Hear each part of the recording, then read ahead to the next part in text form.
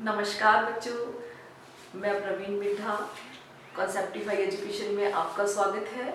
आज एक बहुत ही रोचक और महत्वपूर्ण वीडियो लेके मैं आपके सामने हूँ। जरूर देखना अच्छे से इस वीडियो को, लेकिन पहले 1 मिनट प्रभु का ध्यान कर लेते हैं।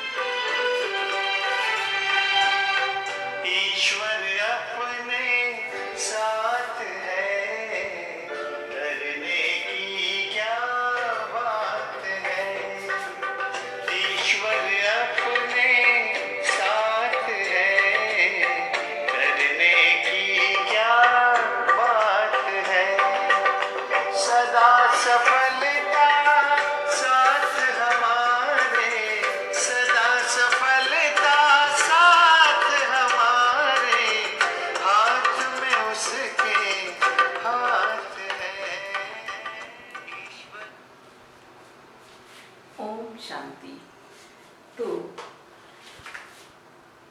बच्चों, पहले तो एक कॉपी और 2-3 कलर्ड पेन लेके बैठे। आज की वीडियो आपको एक गेम की तरह लगेगी। खेल खेल में हम बड़े ही रोचक तरीके से सब कुछ सीख लेंगे। और अगर आपने इससे पहले की वीडियोस नहीं देखी हुई तो डिस्क्रिप्शन बॉक्स में लिंक है, आप पहले वो वीडियोस देख के पीरियोडिक टेबल बनाने की प्रैक्टिस कर ले, फिर इस वीडियो को देखने में मजा आएगा। हाँ, चूकेंगे नहीं। आज की वीडियो में बहुत इंपॉर्टेंट बातें बताने वाली हूँ, तो तैयार हो जाइए कॉपी और कलर्ड पेन लेकर के। कलर्ड पेन नहीं है तो भी चलेगा। अपनी कॉपी में आप इस वीडियो को देखने से पहले या अभी 1 मिनट पॉज करके, पहले मैंने सिखाई हुई है आपको आवर्त सारणी बनाना, 5 मिनट के अंदर आप बना सकते हैं, तो वो बना लें। नहीं बनाई हुई तो बना करके फिर वीडियो देखें, या फिर इस वीडियो को फास्ट मोड पे देखकर दोबारा देखना, कॉपी पेन हाथ में लेना, साथ साथ करना, ठीक है। तो आज मैं आपको पीरियोडिक टेबल छोटे छोटे टुकड़ों में कई तरीकों से मैंने आपको पूरी बता दी है। आज उसका फाइनल हम देखेंगे कि कैसे आवर्त सारणी तत्वों की जन्म कुंडली बनाती है। हर एक तत्व के बारे में हमें बताते हैं, तो रोचक तरीके से पढ़ने के लिए आइए। तो देखिए, आपको मैंने एक फर्स्ट बेसिक केमिस्ट्री की वीडियो में बताया था, who is father of chemistry. Chemistry का जनक या केमिस्ट्री का पिता किसको कहते हैं। आज हम यहाँ बात करते हैं आवर्त सारणी की। मैं जहां भी आवर्त सारणी बोलूंगी तो उसको शॉर्ट में पीरियोडिक टेबल पीटी लिखूंगी, आप भी शॉर्ट में पीटी लिखना। तो ये हमारे सामने है मॉडर्न पीरियोडिक टेबल। जो पहले वाली थी वो मेंडलीफ ने बनाई थी, या इसको कहते हैं लॉन्ग फॉर्म दीर्घ आवर्त सारणी। तो ये दीर्घ आवर्त सारणी के लिए जो रूल दिया था उसको आधुनिक आवर्त नियम कहते हैं, वो दिया था मोजले ने। इसलिए मोजले को मॉडर्न पीरियोडिक टेबल का पिता या जनक कहा जाता है। ध्यान रखिएगा, long form of periodic table, father of periodic table कौन है। जिस पीरियोडिक टेबल को हम पढ़ते हैं वो है मोजले। और मोजले का नियम क्या था, तत्वों के भौतिक और रासायनिक गुण उनके परमाणु क्रमांकों के आवर्ती फलन है। तो ये आवर्त सारणी परमाणु क्रमांक को आधार मान करके बनाइए। छोटा क्वेश्चन आता है प्रतियोगी परीक्षाओं में कि ऊपर एक लिख देंगे कि इस आवर्त सारणी का आधार क्या है, परमाणु क्रमांक, परमाणु भार, न्यूट्रॉन की संख्या, सो एंड सो, उपरोक्त में से कोई नहीं। तो ये आवर्त सारणी सारी परमाणु क्रमांक के आधार पर बनी है और साथ साथ इलेक्ट्रॉनिक विन्यास के आधार पर बनी है। तो पहले शॉर्ट में जो पिछला पढ़ाया होगा उसको 1 मिनट में बता दूं। ये वाले हैं आवर्त। आवर्तों की संख्या है 1 2 3 4 5 6 7, ऐसे बड़ी लाइन में। और ये जो खड़े हुए हैं ये हैं स्तंभ या वर्ग या ग्रुप, और ग्रुप की संख्या आपको बताई हुई है 1 से 18 तक। अब मैंने जो बात पहले नहीं बताई वो बात ये है कि ये जो 1 से 18 तक वर्गों का नामकरण किया है वो IUPAC पद्धति से किया है। पहले CAS रूल से पुराने नाम थे। आपको 11वीं 12वीं की परीक्षा में कोई नहीं पूछेगा, लेकिन प्रतियोगी परीक्षाओं में ये पूछ लेते हैं, तो उसके लिए दूसरा नामकरण भी आप नोट करें अपनी कॉपी में, याद कर लें, बार बार वीडियो को पॉज करके देख लें। तो ये जो पहला वर्ग है, पहले वाला वर्गीकरण बता रही हूं, पुराना वाला, इसको फर्स्ट A, सेकंड वर्ग को कहते हैं सेकंड A। अब सीधा इधर आ जाए, 13वें वर्ग का ये 1 छोड़ दो, तो बाकी बचा 3, इसको बोलते हैं थर्ड ए। लेकिन पहले ध्यान रखना है कि इसको आप ऐसे नहीं लिख सकते 1A 2A 3A, यूं अंक नहीं लिखोगे, रोमन अंक लिखेंगे। जैसे ग्रुप 7 लिखना है तो आपको यूं रोमन में 7 लिखना होगा। फिर से सुनिए पुरानी पद्धति के हिसाब से, तो ये रोमन अंक चलेंगे। ये ऐसे ये लिखे हो, फर्स्ट ए या पहला ग्रुप, सेकंड ए को दूसरा ग्रुप, तीसरे ग्रुप को कहा जाएगा, 13वें ग्रुप को थर्ड ए, फिर इसके आगे चल पड़े fourth A, fifth A, sixth A, seventh ए, और लास्ट वाले 18वें वर्ग को शून्य वर्ग, जीरो वर्ग कहा गया था, क्योंकि इनकी संयोजकता शून्य थी। फिर और शून्य है। अब आप देखेंगे कि ध्यान दीजिए, फिर बी कहां से शुरू होते हैं, ये सारे ए थे ऊपर वाले, बी यहां से शुरू होते हैं, 11वें को फर्स्ट बी और 12वें को सेकंड बी। यहां पर आपने ध्यान देना है, गलती नहीं करनी। फर्स्ट बी, सेकंड बी, फिर यहां 3 से आ जाओ, ये सीधा है, 3 को थर्ड बी, फोर्थ को 4 बी, 5 बी, 6 बी, 7 बी।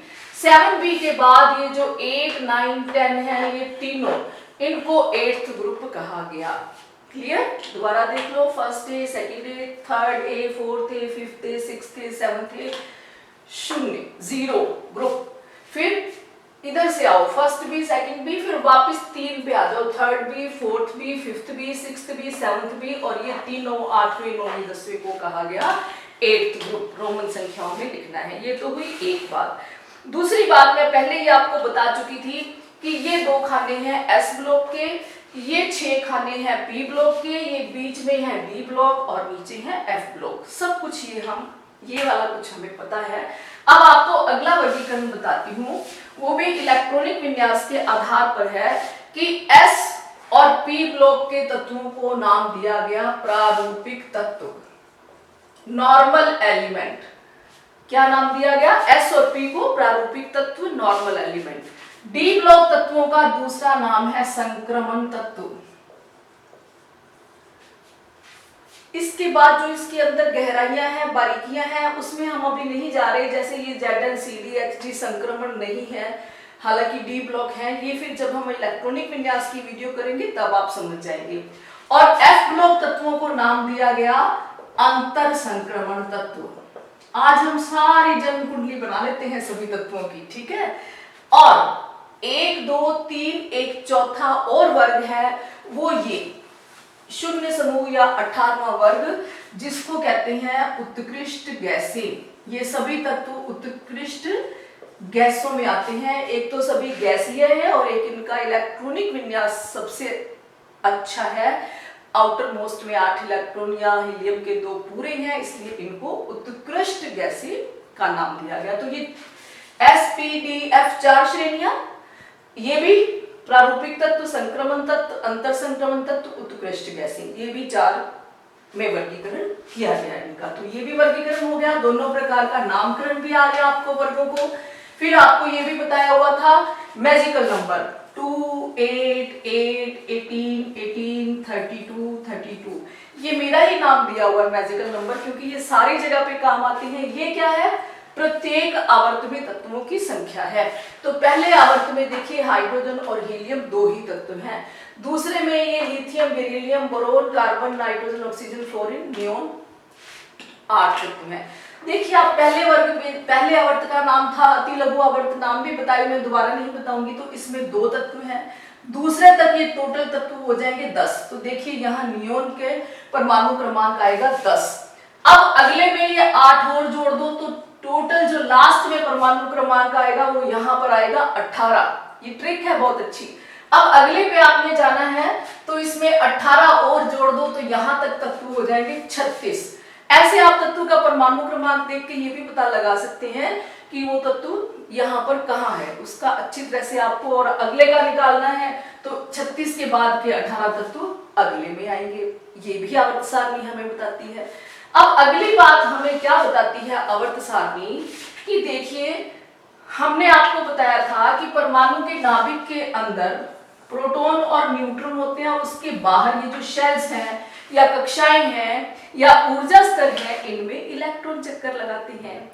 तो ये जितने जितना किसी एलिमेंट का या एलिमेंट के परमाणु का आवर्त नंबर होगा उतनी ही उसमें कोशों की संख्या होगी, उससे एक कम नहीं, उससे एक ज्यादा नहीं। माना हम यहाँ बात करते हैं मैग्नीशियम की, तो ये मैग्नीशियम तीसरे आवर्त में है ना, तो मैग्नीशियम के अंदर जो कोश होंगे 1, 2 और 3 होंगे। अब इस पूरी लाइन के अंदर चौथे, अगर हम आवर्त की बात करें तो चौथे आवर्त के जो 18 तत्व हैं, भले इनमें एक एक इलेक्ट्रॉन बढ़ता जा रहा है, लेकिन कोशों की संख्या नहीं बदलेगी जब तक वो अगले आवर्त के अंदर हम नहीं आते। तो चौथे आवर्त के सारे तत्वों के इलेक्ट्रॉनिक विन्यास में 4 ही कोश आएंगे परमाणु के अंदर। अगर कोई इस छठे आवर्त का तत्व है तो उसमें नाभिक के बाद 1, 2, 3, 4, 5 और 6 कोश होंगे। तो आवर्त संख्या हमें कोशों की संख्या भी बताती है। देखिए आवर्त सारणी से हमें क्या क्या पता चल रहा है। फिर एक बहुत ही अच्छा क्वेश्चन है, आप नोट कर लें कि ये जो दूसरा आवर्त है इसके तत्वों को ब्रिज एलिमेंट, जोड़ने वाला, सेतु, पुल, सेतु तत्व कहा जाता है। बहुत ही अच्छा क्वेश्चन है कि दूसरे आवर्त को सेतु आवर्त या सेतु तत्व या ब्रिज एलिमेंट कहा जाता है। अब हम जैसे जैसे इस पीरियड की बात करते हैं, चूंकि ये एक एक कोश बढ़ रहा है, तो इसका मतलब ये आवर्त सारणी हमें परमाणु का साइज भी बताती है, क्योंकि यदि हम इस चौथे आवर्त के तत्वों की बात करें तो उनमें 4 कोश होंगे, पांचवें में 5 कोश हो जाएंगे तो परमाणु बड़ा नहीं हो जाएगा, छठे में 6 कोश हो जाएंगे तो और बड़ा हो जाएगा। तो जैसे जैसे इसको आवर्तिता बोलते हैं, इसकी डिटेल क्यों हो जाता है ये तो बाद में करेंगे, लेकिन अभी हम ये बात कर लें। उसके बाद देखिए अगला कि इस आवर्त सारणी में एक बहुत अच्छा वर्गीकरण और है, वो वर्गीकरण है उपधातु। मैंने पहले उपधातु क्यों लिखा कि उपधातु के इस तरफ तो आएंगी धातु, मेटल, और इस तरफ आएगी अधातु, नॉन मेटल। अब ये उपधातु क्या है? वो तत्व होते हैं जिनके अंदर कुछ धातुओं के गुण हैं, कुछ अधातुओं के गुण हैं। धातु अधातु आप पिछली कक्षाओं में पढ़ चुकी हैं। तो आप देखिए बहुत ही इजी तरीका है, आप यहां से चलिए बोरोन से और ये सीढ़ी बनाते जाइए। ये देखिए बोरोन, नोट कीजिए boron, silicon, germanium, arsenic, antimony, tellurium और पोलोनियम। ये 1, 2, 3, 4, 5, 6, 7 और कभी कभी ये एस्टेंटाइन भी लिखा होता है। तो सिर्फ ये 8 एलिमेंट्स हैं जो उपधातु हैं। इस 8 के इस साइड में जितने भी हैं वो सभी धातु तत्व हैं, और इसके इधर जो है ये सारे अधातु हैं, इनको छोड़कर। ये तो पहले बता दिया उत्कृष्ट कैसे हैं। तो आप देखिए कि इस जो पी ब्लॉक के तत्वों का ब्लॉक है, इसको मैं मिनी इंडिया का नाम देती हूँ। क्यों? जैसे भारतवर्ष के अंदर विभिन्न धर्मों के, जातियों के, भाषाओं के लोग रहते हैं ना, ऐसे ही ये जो पी ब्लॉक है ना, ये सारे तरह के तत्व समेटे हुए हैं। कोई तो इसके अंदर ठोस है, ठीक है, कार्बन ठोस हो गया, कोई इसके अंदर द्रव है, ये ब्रोमीन और गैलियम, कोई इसके अंदर गैस है, कोई धातु है तो कोई अधातु है तो कोई उपधातु है। वैरायटी है इसके अंदर तत्वों की, कोई कम क्रियाशील है, कोई अति क्रियाशील है, तो कोई क्रियाशील है ही नहीं। अक्रिय गैसें भी कहते हैं, उनको निष्क्रिय गैसें कहते हैं। तो ये अपना मिनी इंडिया है जिसके अंदर बहुत क्रियाशील, कम क्रियाशील, अधातु, धातु, उपधातु, ठोस, द्रव, गैस, सभी तरह के तत्व हैं। अब आप देखो, मैंने आपको क्या बताया था कि ये मेटलोइड, तिरछी ये लाइन सीढ़ी बना लो यहां से लेकर यूं, है ना, और ये एल्यूमिनियम आप सबको पता है धातु है। उसके बाद ये जर्मेनियम और ये Sb, ये अधातु है। बाकी सभी इधर वाले, सॉरी, ये तो उपधातु है और इसके इधर अधातु है, इधर वाले सभी धातु हैं। तो आवर्त सारणी के अधिकतर तत्व धात्विक और ठोस हैं। बहुत कम गैसें हैं, बहुत कम द्रव हैं, बहुत कम उपधातु हैं, बहुत कम अधातु हैं। ये बात भी आप ध्यान रखना। अब हम अगली बात पे चले कि मेटल्स। मैंने आपको बताया, फिर यहां से इधर सारी क्या है, मेटल्स। इन मेटल्स को भी फिर हम अलग अलग नाम देते हैं। ध्यान दे लेना बच्चों, ये प्रतियोगी परीक्षाओं में सिंपल क्वेश्चन नहीं आते कि धातु कहाँ है, थोड़ा सा तरीके से क्वेश्चन आता है। अब सारी धातुएं हैं, लेकिन इन धातुओं में भी नोट कीजिए ये पहला वर्ग, इनको कहते हैं क्षारीय धातुएं। दूसरा वर्ग alkali earth metal, alkali metal क्षारीय धातुएं, इंग्लिश में भी बता रही हूं। दूसरा वर्ग एल्केलाइन अर्थ मेटल क्षारीय मृदा धातुएं। फिर ये डी ब्लॉक की सारी कहलाती हैं संक्रमण धातुएं। फिर ये नीचे एफ ब्लॉक की सारी कहलाती हैं अंतर संक्रमण धातुएं। तो ये धातुओं के भी कितने अलग अलग नाम हैं देखिए। पहला वर्ग क्षार धातुएं, दूसरा वर्ग क्षारीय मृदा धातुएं, और उसके बाद डी ब्लॉक सारे संक्रमण धातुएं, उसके बाद एफ ब्लॉक सारे अंतर संक्रमण धातुएं। ठीक है, उसके बाद बचे ये इतने से, जिसमें ये उपधातुएं, ये अधातुएं और ये उत्कृष्ट गैसें। ये भी हमें आवर्त सारणी से पता चल गया। अब हम अगली बात पे आ जाए कि 2-3 बातें और नोट कर ले कि ये यूरेनियम के बाद के तत्व परा यूरेनिक तत्व कहलाते हैं। ठीक है, परा यूरेनिक तत्व। और ये जो धातुएं हैं ये परा संक्रमण धातुएं हैं, जो यहाँ पर बचती हैं ना संक्रमण के बाद, उनको परा संक्रमण धातुएं कभी कभी कह देते हैं। और जो उप धातु हैं इनको कभी कभी सेमी मेटल भी किसी किसी बुक में आपको लिखा हुआ मिल जाएगा। अब आगे करते हैं बात हम कि इसमें सॉलिड कौन से हैं, लिक्विड कौन से हैं, गैसेस कौन से हैं। तो देखिए यहाँ सबसे पहले हाइड्रोजन, जो डार्क पिंक लिखे हुए हैं, सबसे पहला हाइड्रोजन, फिर हीलियम। ये तो 6 की 6 है ही, helium, neon, argon, krypton, xenon और रेडोन। 6 तो ये 7, 8, फ्लोरीन, क्लोरीन, ऑक्सीजन और नाइट्रोजन 9, 10 और एक hydrogen 11। Hydrogen, nitrogen, oxygen, fluorine, उसके बाद helium, neon, argon, krypton, xenon, radon और यहाँ पर रह गया क्लोरीन। ये 11 तत्व गैसीय हैं। और अब देखिए, अगर आप बाजार से आवर्त सारणी लाएंगे तो कलर्ड लिखे होते हैं, आप भी अपनी आवर्त सारणी को कलर्ड बना ले तो आप फटाक से पहचान जाएंगे। अब ये ब्रोमीन 1, गैलियम 2, ये सीजियम 3 और ये फ्रेंशियम 4 और यहाँ पर मरकरी होगा, ये मरकरी 5 और एक और है, वो सिर्फ 6 तत्व जो है 1, 2, 3, 4, 5, caesium, francium, mercury, gallium, bromine, ये सारे जो हैं ये द्रव तत्व हैं। ठीक है, इसके अलावा जितने भी धातु हैं वो सभी या अधातु भी हैं, इनको छोड़ करके वो सारे ठोस हैं। तो आवर्त सारणी के अंदर ज्यादा तत्व कैसे हुए, धातुएं और ठोस। अब आप देखिए फिर एक क्वेश्चन बनता है कि सारी धातुएं ठोस हैं, ये एक अपवाद है।